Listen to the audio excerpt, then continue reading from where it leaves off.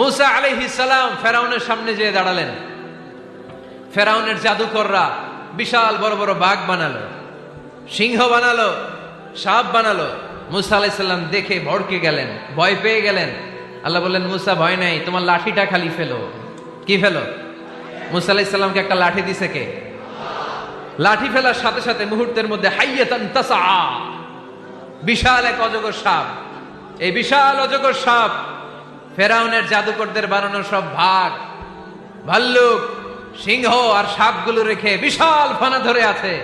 আর সাপ বলতে শুরু করেছে, আর কি আছে নিয়ে আয়। সুবহানাল্লাহ কইতে পারলেন না? এই দৃশ্য দেখার সাথে সাথে ফেরাউনের রাজপ্রাসাদের সামনে যতগুলো জাদুকর ছিল, কোরআন বলে ফাউলকিয়াস সাহারাতু সাজিদিন। এই দৃশ্য দেখা মাত্রই ফেরাউনের নিয়ে আসা বড় বড় জাদুকরগুলো মুসা আলাইহিস সালামের সামনে দাঁড়িয়ে আল্লাহর জন্য সেজদায় লুটিয়ে পড়েছে।